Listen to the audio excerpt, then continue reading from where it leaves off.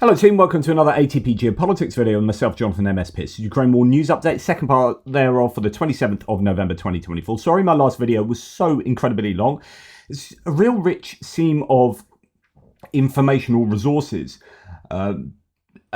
available at the moment, and it is just, there's so much to talk about. And indeed, this is just a military aid and assistance video, and I have more tabs so you can poke a hairy stick at. So let's get on with it. Now, just to carry on from the end of the last video, the Russian ruble has continued tanking in like the 30 minutes since I last spoke to you. So it's above 110. It's dropped 10%, I think, in the last week, is it? Something like that. Down 10% this week alone. It's absolutely in trouble. This is all music to the Ukrainian ears. It should be really good news for you and I if we are in support of Ukraine prevailing. This could precipitate Russia's economic collapse, or is a good indicator of real economic woes. Right, okay. Now let's get on to military aid. So partners, quote, this is a quote from Zelensky, partners are now implementing the announced aid packages in a timely manner. So if you remember back in October, he said, look, and I think he's pointing a stick at, or a finger at the US, but he was saying, look, we have only got 10% of what we've been pledged.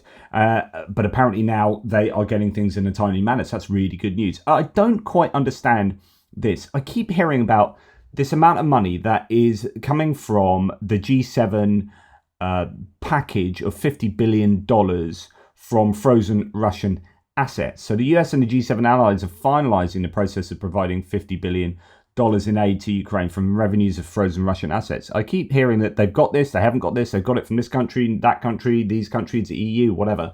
And then they're just finalizing it. And I just don't know where it's at. Well, now we hear that France has decided to supply Ukraine with weapons using income from frozen Russian assets. According to the Moscow Times, it's going to supply Ukraine with anti-aircraft missiles and other weapons using revenues from frozen Russian assets. Now, to be honest, I haven't looked at the Moscow Times here to see, but like, is that extra to what was already being given? You know, this seems to be rumbling on ad infinitum. Okay, Ukraine has received $4.8 billion from the World Bank as part of, is a loan through the Peace Project for social expenditures. Yeah, that's obviously going to be very useful for them to keep the country running. Now, Ukraine is looking for around $10 billion in foreign investment to boost its industrial base. We'd heard this previously, where they're saying, look, we've got the capacity, or the potential capacity. We can build an absolute ton of stuff, extra stuff. There was talk about potentially being able to build 3,000 Neptune missiles or longer range missiles this next year. They just need the money to be able to do so. Everything else is in place. And we've heard that $10 billion is the amount that they need to match the potential capacity to reality. But now they're saying very formally $10 billion in foreign investment to boost its industrial base, according to the Deputy Prime Minister for European Integration. The money will be used to build artillery systems, drones, anti-tank weapons and air defence, and I'd imagine a bunch of missiles. Europe needs to wake up and revolutionise arms production, according to the NATO commander, Admiral Vandia. Says Europe needs to increase military spending beyond the 2%. There's a lot of talk now about, right, 2% old hat, it needs to be 3% of GDP expenditure on the military, or on defence. Accelerate the technological innovation as well, and develop more flexible procurement processes. Definitely for that latter one. Well, all of those, obviously, in need. Now, NATO has also called for providing Ukraine with medium-range missiles with a range of 1,000 to 5,500 kilometers. That Neptune missile appears to be the only one that's capable of doing it at the moment, and they have, I think, scarce few of those. And I don't know how resilient they are to electronic warfare and countermeasures. So the alliance has adopted a resolution, so this is NATO, which envisages the possibility of transferring medium-range missiles to Ukraine. In particular, this could include Tomahawk missiles, which Zelensky requested in the Victory Plan. These missiles fit the criteria of the resolution. However, the US under Trump is highly unlikely to allow that.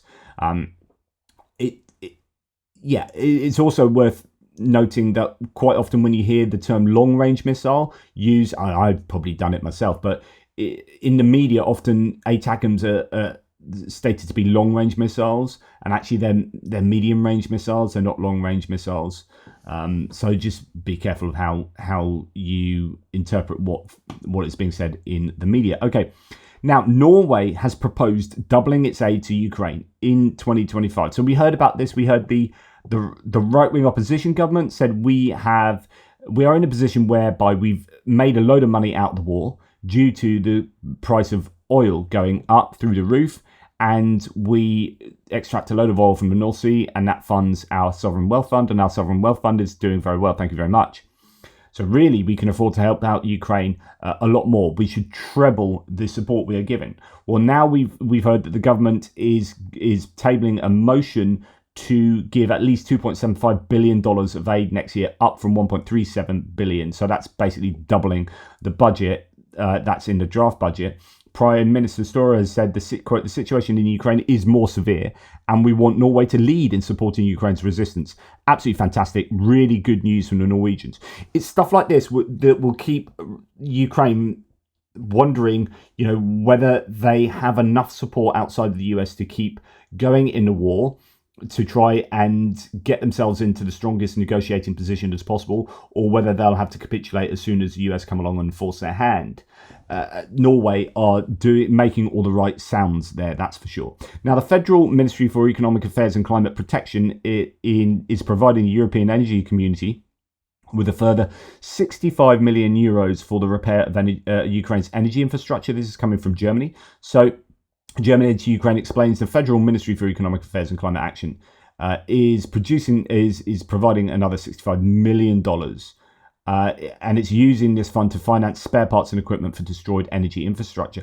Part of the funds is earmarked for green energy transition projects. For example, critical public facilities like schools and hospitals are being equipped with photovoltaic systems and battery storage systems, which reduces dependence on generators and fossil fuels. I have talked about this a number of times previously. This is a really good idea. There's a guy that contacts me a lot on Twitter to say, actually, they need to harness the power of water. Water is fundamentally underutilized, like sort of hydroelectrics and turbines. You can do that on a micro scale in terms of water wheels. So water wheels used to provide an awful lot of power in terms of grinding crops down, right? Turning wheat into flour. We utilized the power of water all across Britain. And actually, we've kind of lost the ability to do that, or big energy companies it's too broken up, it's not centralized enough. But actually, if you could harness that power efficiently, then actually there's an awful lot of clean energy we could utilize. But anyway, aside from that, that's a kind of complete digression. I have long said that the Ukrainians need to harness green energy, not from an environmental point of view, just in case you're someone that doesn't want to help the environment. I don't know, but actually from a practical point of view. So if you decentralize the energy grid, then you have less that can be struck by Russian missiles. It actually gives you greater energy security. So if you have schools and hospitals with their own energy production ability, and there's talk about like small nuclear reactors as well would be useful here. But I've got solar panels on my house, and it's absolutely brilliant. And I think that those kind of micro productions, I've always been fascinated with it. I'm a little bit obsessed with renewables in that way. The ability to make our own energy, I think, is great, but it also works in a national security sense. If you can break up that reliance on individual large places that are just massively easy targets, okay, it's not going to be able to produce energy to make tanks, right, and stuff like that. That's not really what I'm talking about. But if you want your country to still operate, if you want your schools to still operate and your hospitals to still operate, if there's a strike on critical energy infrastructure, then this is the way to go. And you can dress it up with, environmental credentials as well, and saying, well, this is a transition to the green economy too. Yeah, brilliant, and I'm all for that. But actually, just from a purely security point of view, I think this has to be actually a concern for Ukraine to do. Right, the Czech Republic has pledged to extend the ammunition initiative for Ukraine in 2025, said the Czech Foreign Minister Jan Lipavsky. Supplies for Kiev are sourced not only from military stockpiles within Europe, but also worldwide, he added. So that's really good news. Now, French aid to Ukraine reports Sébastien Lecornu, the defense minister from France, saying, I do not communicate on a number of Mirage F5s. So these are Mirage 2000s. That France are about to give to Ukraine. I said there's a rumour that they could be there in a couple of weeks. I don't think that is the case, or at least not according to Lecornu, who says, but it is progressing. Deliveries will take place in the first quarter of 2025. So that's the official line. The training of pilots and mechanics continues and is going well. So good news there. On another note, he says, the brigade that we formed in eastern France, called Anne of Kiev, left for Ukraine and with the equipment provided. I wish we could train others, but we adapt to Ukrainian requests. In other words, Ukraine hasn't asked for any more to be trained. Obviously, they need the troops in order to train them. So yeah.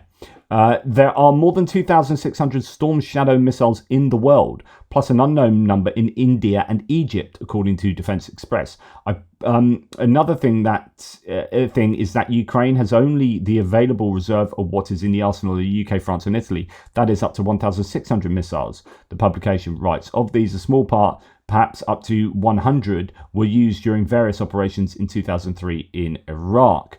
Now, I was thinking about this last night, actually, that whether Ukraine is able, because it does have money provided to it to go out and buy stuff,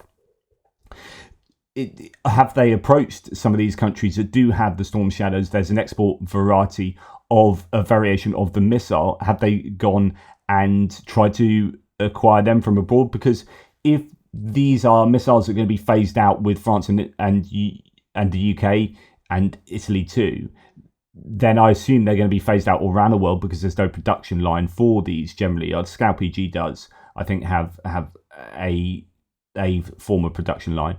But for the Storm Shadow, yeah, these are being phased out. So I would imagine most countries will be looking to replace the missile with a suitable replacement. And so Ukraine, I could imagine, will be going around, are they going around the world asking for some of those missiles? Now, Ukraine has tested an electric-powered anti-drone system called Hitchhiker, reports Newsweek. It can see drones, classify them, track, and then destroy them with their own drone that they launch from multiple locations. So it's a complete anti-drone system by the sounds of it. So good stuff. Back from when I was talking, my goodness, right at the beginning of the war, really, or when I was reporting on the war, it was all about all AN-10s, all AN-30s. These are an issue.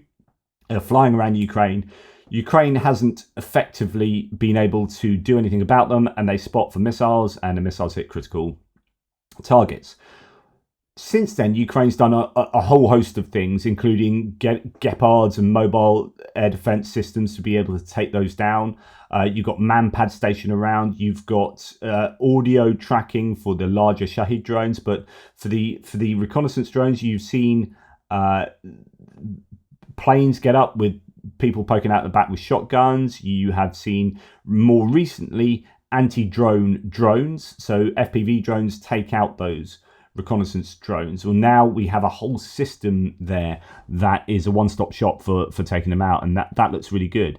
On top of that, Ministry of Defense of Ukraine has officially codified and approved for use a portable simulator, not stimulator. That would be fun. But no, it turns out it's a simulator. The SafeSky, designed for training air defense fire groups. Next is the integration with anti-aircraft weapons, which allow training without the use of ammunition. So that's good, and obviously allows ammunition to be used only for shooting down the real thing. Good stuff there. Now, the Ukrainian armored personnel carrier, the Onsila Sturm, has been officially codified and approved for use by the Ministry of Defense. The vehicle will be produced in several variants and features. So that's good news there. That's what it looks like. With a turret on top. It's fairly basic, slightly modern, a bit Cybertrucky, isn't it? But there you go. That's another one that we might start seeing on the loss list eventually. Right, RBC Ukraine is reporting, or citing Yonhap, the South Korean news agency, that the Ukrainian delegation led by Defense Minister Rustem Umerov has arrived in South Korea. Interesting that there's an MP from Zelensky's own party that's called for Umerov to be arrested, actually, and what that's all about. Anyway, talks will address North Korea's involvement in the war and military aid to Ukraine. Meetings with President Yoon Suk Yeol and Defense Minister are scheduled for today. Brilliant stuff. Let's hope that comes to fruition and bears fruit. Okay, moving on to Russia. Russia is using two Tu-2-160 bombers that Ukraine handed over 25 years ago, according to Svoboda, after doing research into the matter. 6 former Ukrainian Tu-160s are currently in combat service with the Russian army. So the Russian army are bombing Ukraine using planes that Ukraine had given them. Ouch. Tim White says the UK and USA should really be feeling embarrassed about this story, as well as giving up its nukes in 1994 in exchange for territorial security. Ukraine also gave up Tu-160 bombers to Russia. Now at least 6 of them have been used by Moscow to bomb Ukraine. Ouch. And then the ISW says a Russian mill blogger has claimed on November the 25th that Russian command posts are relying on Chinese-made radios for internal communications, as Russia cannot domestically produce enough quality radios for the Russian military. We've actually heard that since the beginning of the war. There were Chinese-made radios being reported right at the beginning. There were issues with being able to be easily intercepted as well, and that's why the Russians ended up also using mobile phones, which themselves were easy to intercept, and that's why you had this flurry of hits on commanders right at the beginning of the war. If you remember, senior leaders were being hit because they were using unsecured lines to communicate, and so the Ukrainians could work out where they were, and also they were having to come down to the front lines precisely because communication had been bad and poor decisions were being made. So your commanders were coming down really close to the front line, and then they were being picked off by snipers. But goodness me, that seems like an age ago reporting on that. Right, going on to US stuff to do with aid to Ukraine and weaponry. So Max24 reports that many US officials, well, actually this is Washington Post reports that many US officials now concede that within a few months, Ukraine could be pushed into negotiations with Russia and could be forced to give up territory. Biden's reversal of his policies on mines and missiles was intended to give Ukraine the strongest possible hand in talks. Now, it appears that Biden is doing a number of things late in the day. He's only got, less than 6 weeks? No, what's he got? 2 months left, broadly speaking, to effect a change in Ukraine. And it's going to be interesting to see what aid packages come out each week. There's supposed to be an aid package each week. So it's going to be fascinating to see what they are made of. We've also got some remaining USAI, so some orders that should be being put through. That may be happening behind closed doors. I don't know. Anthony Blinken's come out and said the administration is providing Ukraine with everything to continue the war next year, and is conducting a dialogue about peace from a position of strength. So if you are going to go into negotiations, you need to be in the strongest position. So we need to get you to the strongest position. And the way we do that is provide you with all the things you need, says the present US administration, after not having supplied them with all the things they need, really, for the last couple of years. If it comes to it, says Anthony Blinken. Right. So actually, I want to talk next about, where is it? No, we haven't got it. All right. I'm going to have to go and look for that. Yeah, so here it is. Biden has pushed Congress, according to Politico, for a last-minute $24 billion Ukrainian support package. So this would be trying to get something through. Is it? Well, let's have a look. I don't know if this is after, getting it sorted so there's a vote after he leaves, or whether it's in the next 2 months. So in a final push before leaving office, Biden is seeking $24 billion in additional aid to Ukraine, according to a report by Politico Pro. The Biden administration is working to rapidly allocate the remainder of possible military aid to Ukraine before President-elect Trump takes office. Concerns grow that Trump may cut military aid to Ukraine, as he earlier described US aid to Ukraine as a, quote, waste of money. The financial aid approval allows Biden's permission for Ukraine to use long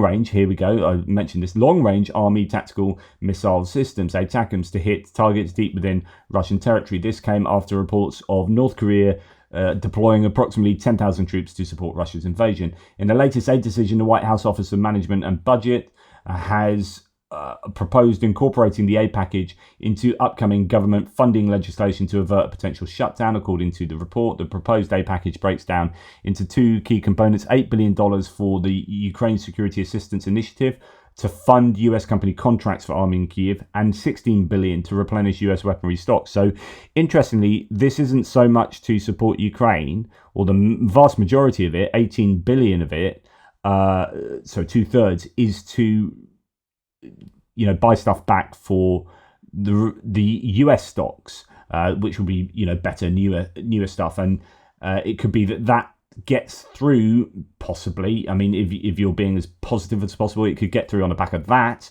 because it's not for Ukraine, it's actually for the US stocks. But then it'll give $8 billion for Ukraine, or for orders to predominantly US businesses for Ukraine procurement. The request comes nearly 9 months after the previous package. So the proposal's already drawn criticism from some Republican lawmakers. Mike Lee from Utah, based Mike Lee's bad human, condemned their request on social media, writing, quote, "Joe Biden just gave away $4.7 billion in your taxpayer dollars by unilaterally forgiving loans to Ukraine. Congress must not give him a free gift to go further sabotage President Trump's peace negotiations on the way out the door." So yeah, you're going to get your typical response from some of those Republicans, but others might be for it. Now, there are some $4 to $5 billion of frozen Russian assets in the US, and it will be up to the president-elect Donald Trump to decide what to do with them when he takes office in January 2025. This goes back to what I was saying originally before I split the US stuff out. This was next to my previous stuff on the frozen Russian assets, where I was like, what is going on? So I don't understand. It's been approved, it's going through, and then we hear, well, there are $4 to $5 billion of frozen Russian assets in the US. Well, if there are these loans that are sorted out on the back of using the frozen Russian assets profits to underwrite the repayments, then actually he can't mess around with that, because that is being used to repay the loans. Otherwise, he's giving that money to Ukraine, which is not something he would want to do. I presume this is the same $4 to $5 billion that is doing that work. So I don't know. So much talk about those frozen Russian assets. And of course, there's a lot of talk about actually just giving them the assets up front, rather than waiting for repayments of loans using the profits from them. Okay, Shashant Joshi, in referencing the Times, quotes, "A military source also confirmed that the RAF had offered the US a counter-drone system that can electronically take command of an enemy drone and turn it back on itself and try to identify those flying the drones." So this is in response to a bunch of air bases in the UK having drones flying over them, and these are air bases with US infrastructure and US airframes and whatnot in them as well. RAF Lakenhall and places, Lakenheath, sorry, and Mildenhall. So the US Air Force said it was monitoring the airspace over the East Anglian bases RAF Lakenheath and RAF Mildenhall, and RAF Feltwell after the drones were seen overnight. I think there have been some following UK ships as well, naval ships. The UK military source said it could be a bunch of F-wits. Brilliant. I hope that's an official line. It could be a bunch of wits who were responsible, or it could be more sinister and someone is paying them to do that. But interesting is what was interesting to me here, because all of that we kind of knew anyway, is that the RAF has offered the US a counter-drone system that can electronically take command of the enemy drone and then turn it back on itself to try and identify those who are flying the drones. Wow. Now, if the UK has that capability, I presume the UK being in charge of the capability coalition, something like that's going to be hopefully available to the Ukrainians. Right. Now, US President Biden, here it is. I did have it. I just had it in the wrong place. So yeah, additional $24 billion military aid for Ukraine. So yeah, that's Ukraine. Batmap talking about that. So we also have here John Ridge. Well, let's go back to the original and see what John Ridge is going to say in return. So Biden has requested $24 billion in Ukraine-related funding as part of the budget anomalies the White House wants in an upcoming CR. The request is long-term money, $16 billion to backfill stocks and $8 billion for USAI. Okay. John Ridge says, even if Congress were to enact these anomalies, very unlikely. There is almost zero chance the DoD would obligate even half of the appropriated USAI funds to contract awards before the inauguration. Yes, so it looks like this is Congress rushing through before the inauguration to get that $24 billion. And John Ridge says, yeah, the chance you get contracts signed up for even half of that much before the inauguration is incredibly unlikely. Now, I just want to point this out. Just watch out for these sort of claims. This is Tommy Tuberville, who is an absolute plum dimwit of a senator. Just he was the one that was holding up all those military announcements, all those military promotions and whatnot. Anyway, the dumbest member of the Senate strikes again. Says his source, Coach Tommy Tuberville. Tommy Tuberville says, the United States has sent $211 billion worth of your tax dollars to Ukraine. 4 times as much as the rest of the world combined, he shouts. Before the Twitter community notes, with reference to Reuters, says, the 211 billion figure is the amount Russia has spent on the war as of February 2024. Senator Tuberville appears to have confused the United States with Russia. Ouch. And I think an awful lot of people are doing that by wanting Russia to succeed. Yeah, interesting. Anyway, just be wary of the numbers that are floating around. Go and look at the Ukraine aid tracker from the Kiel Institute to get a much better sense of what's happening in reality. Now, there's a couple of things I want to say about the US military. Just a bit of a warning. It is sort of tangentially connected to Ukraine. You've heard me whinge a lot about having an unelected oligarch, the richest man in the world, the most powerful single human being on earth, at the center of the US administration and making decisions. He's supposedly going to cut $2 trillion worth of costs from the federal budget, which is more than the entire budget or in the entire wages of the federal workforce. It's over double the DoD's entire budget. So apparently he's going to do that. But also he's starting to weigh in on military decisions. And honestly, I don't know what else I have to say to convince any naysayers out there or any supporters of Trump that, do you know what, this isn't looking like a good decision. And all I have to ask is, if this was George Soros making those decisions, how much of a heart attack would you have had already? So, Elon Musk and Vivek Ramaswamy, who are in charge of DOGE, the Department of Government Efficiency, have said, so Vivek Ramaswamy said, yes, it's true that cutting bureaucracy will reduce the federal deficit, but the real win will be its pro-growth effect. The biggest cost of bureaucracy isn't the headcount cost. It's the bureaucrats finding legally dubious things to do that stifle freedom and depress our economy, says a man looking at the economy that's doing the best out of G7. Okay, fair enough. US government is the least efficient organization in the world, I think, blah, blah, blah, blah, blah. So, okay, now, Elon Musk, the worrying part that's to do with military aid and whatnot, he says, exactly. In a meeting with senior military officers today, they told me that it now takes longer to renovate stairs 24 months in the Pentagon than it took to build the whole Pentagon 16 months in the 1940s. This has prompted, in a press conference, the Pentagon to be questioned on whether Musk, who's an unelected official, scare quotes official, whether Musk has been having meetings with Pentagon officials to discuss the future of the Pentagon, the future of military procurement, future of military, if he's cutting $2 trillion worth of budget, and if they are going to absolutely slice federal employees, who at the Pentagon is going to go? So this then has a real effect on the US's ability to commit to national security measures, etc., etc. I'm not saying that you can't cut jobs at the Pentagon or the DoD. Of course I'm not. But who should be doing that? Some rando oligarch who has contracts with the DoD who has clear conflicts of interest. Anyway, it gets slightly worse than that.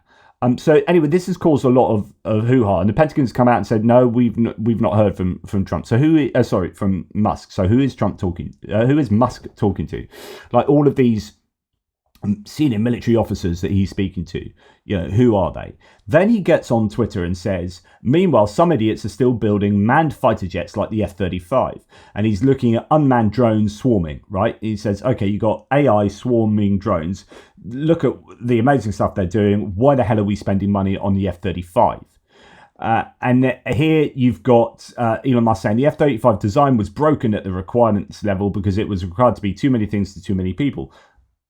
Arguably, it could be correct. This made it an expensive and complex jack of all trades, master of none. Success was never in the set of possible outcomes. I think he's just regurgitating a tweet that someone else said in one of his threads that looks exactly like this, and then he said the same thing.